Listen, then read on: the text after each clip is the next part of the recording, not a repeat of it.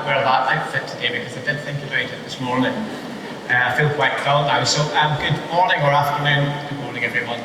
I'm Steve Petrie, and I'm going to talk about human psychology and what we actually do to overcome all of the problems that the previous speakers have outlined. Like all of the speakers, I don't have all of the answers. I've got some of them. And today, I was having a conversation just before we came through here.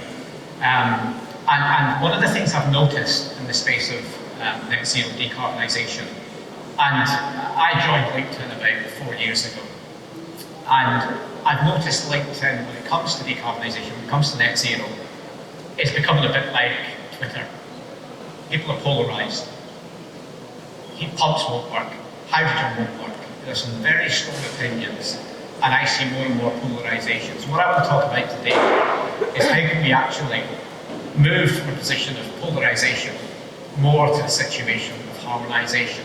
And our background, Centrica is now, when I first joined the gas board, that's how old I am, in 1984. It was made up of 12 gas boards, but the company's been around since the 1800s. It was formed by a Scottish person, George Murdoch, and has evolved over the years. And it's currently going through a transition to net zero. And my job as Regional Director for Scotland is to create the new organisation and to move the organisation away from fossil fuels into the green future. And the model that we're creating in Scotland, we're going to copy and paste across the rest of the UK. And in preparation for today, I started to think about the speed at which we're going to have to do this collectively. The speed at which we're all going to have to solve the problems that have been described this morning. And this photograph is from New York. It's a typical New York street scene from 1895. The next picture is a New York street scene in 1905. And the thing that always strikes me when I compare those two photographs is, where did all the horses go? In 10 years, the way in which human beings get from point A to point B changed completely. And as Henry Ford very famously said at the time, if I'd asked the people what they wanted, they'd have said faster horses. They didn't know there was a better way to get from A to B than horses. And the same can be said for Uber. Quite recently, I met one of the original angel investors in Uber.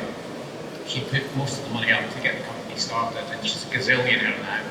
And she said, people didn't even think we had a problem with taxis. But the clever guys and girls who founded Uber did.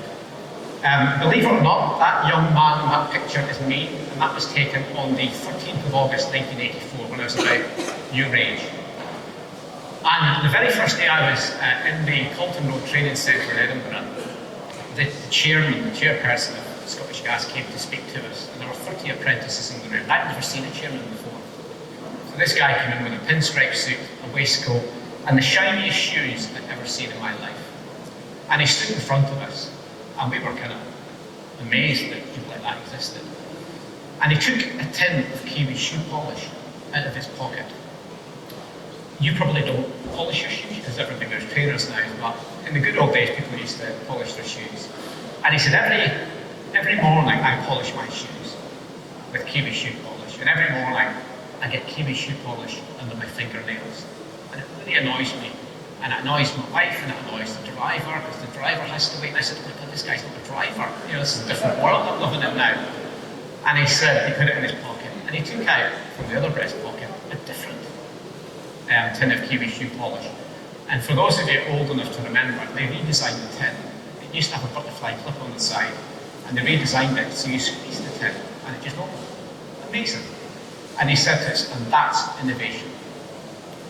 All of you have got my permission to innovate. So if you see something that's wrong, or not right, or not efficient, just change it. So I took him literally. I said, that's what I'm going to do. And I've done the same job for the last 39 years. Within British Gas, within Bar HDPE, and now I'm back here to do it within Centrica. And as many of the speakers have said, our journey to net zero is difficult, it's entangled, it's complicated. And what we're finding is that we have about 10 million customers across the UK that we work with. We supply electricity, we supply gas, we install things, and we fix things. And the solution is different for virtually every house because of the lifestyle, the archetype, budget, etc. So we're trying to understand what is the best solution for our customers. We're agnostic to technology. We're agnostic if it's hydrogen, if it's a ground source heat pump and air, it has to be right for our customers because predominantly we supply the energy. So it has to be right, it has to be more efficient, providing them for a more comfortable lifestyle or a better business process, whatever it may be. But I think the organisation is uniquely positioned to do this because of the heritage to 200 years, because of the skill set and the good relationship we've got with our customers. Normally when I do a talk like this, I use one slide, and this explains what I'm doing in one picture. This picture was taken in May. Anybody here from the northeast of Scotland? I know Chris is over there. This is Fingen Village Hall. And this is one of our road shows. And what we do, and this isn't new, and we've been doing this for about 35 years, we take Centrica to local communities and we speak to people about how we can help them. We take the technology. Interestingly, when we took natural gas to Northern Ireland in 1996 and 7, we took a pipe under the Irish Sea. We powered up Ballylumford Power Station, which, believe it or not, was powered by coal and oil at the time. And then we took gas into the town, just for commercial loads first, and then domestic second. We struck a deal with the Northern Ireland Housing Executive, which many of you will know is the housing authority over there, and every tenant was getting a free gas central heating system over a 5-year period. And the amazing thing was, they didn't want it. They didn't want the disruption. They thought it was dangerous, noisy, smelly, dusty, probably because the coal delivery driver and the oil delivery driver had been telling them that. So what we had to do was employ a team of salespeople to sell something that was free and overcome the uncertainty and overcome the objections. So when I first spoke to Centrica about coming back, I said, this has to be community activated. This has to be one conversation at a time, one householder at a time, to make sure that what they, we need to make sure what they do is the right thing. And they do that. So we currently are in the process of having these road shows right across Scotland. You may have noticed recently, we struck a partnership with the Scottish Rugby Union. And that's really exciting because what we're doing with the Scottish Rugby Union is we're working with the rugby clubs to help the physical buildings, the club, decarbonise. And we set aside a fund in conjunction with the Scottish Rugby Union to help them do that. We are working with, is Matt Clubb here today? If you are, Matt, put up your hand. An architect, retrofit coordinator, who's working with us to help the rugby club understand how they can go about reducing demand by addressing the fabric and ventilation issues in the building. And one of the benefits in doing that, for that community activation, is that the club members, players, the fans can see the club being decarbonised. So it's very, very community activated. And in these roadshows, we basically take all of the equipment. You can see in the bottom right, heat pump.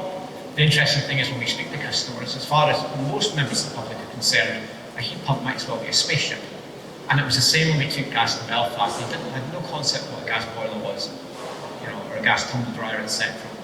So by being face to face with people, one conversation at a time, that in one slide and one picture is the strategy that we're adopting. And I think we're ideally placed to do that because, we're an integrated energy company. I'll explain what that means in a second. But we work in and around 8 to 10 million homes. But our crown jewels, one of the most important assets we have are our engineers.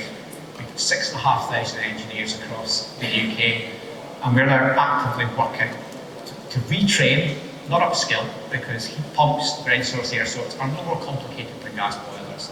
It's not, the technology isn't any more sophisticated.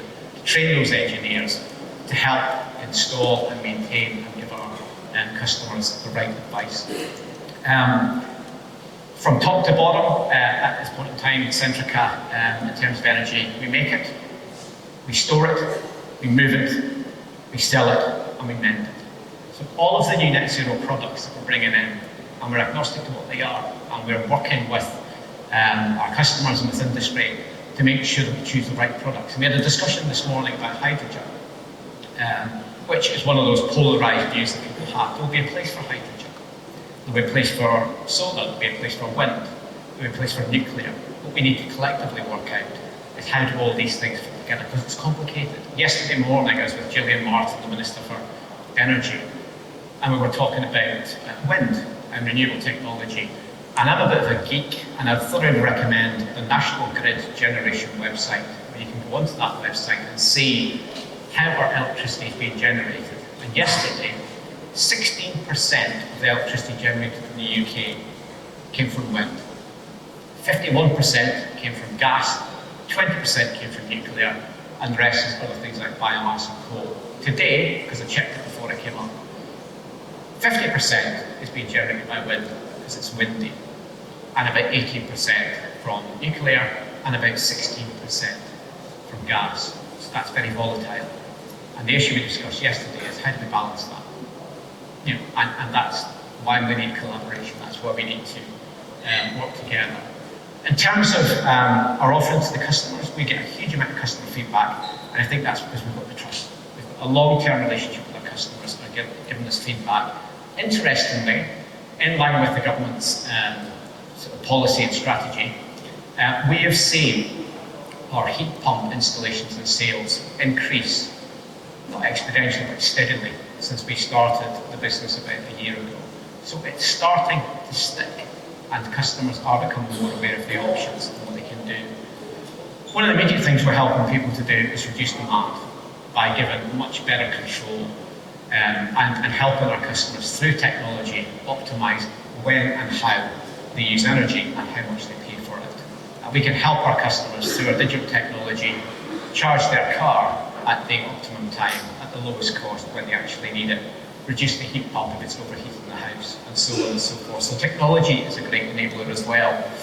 And we are working very, very closely with the national house builders, you know, to continue to make sure that the designs and the way we use energy is working. But the big and most exciting thing for me, because I do a lot of work around skills, is helping to create the next generation of net zero engineers, making sure we've got the skills. We've got a skills shortage.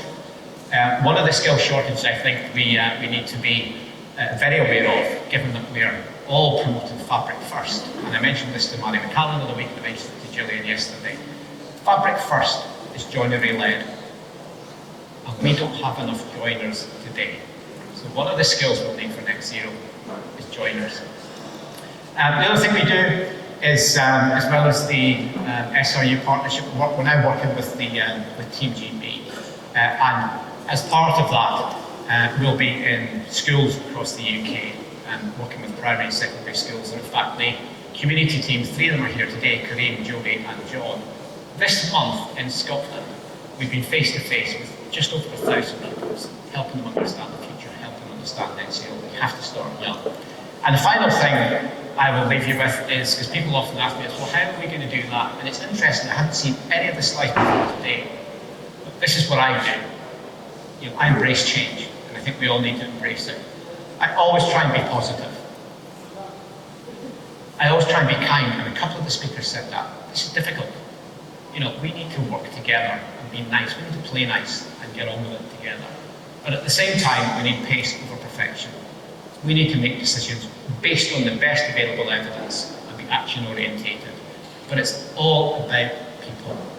And the final thing I'll say, which I'm quite pleased with, because I thought about this yesterday, this little phrase I've got, we need less polarisation and more harmonisation. So if anybody would like to come and help, see me at the coffee break or see me outside, and thank you for your time. Thank you.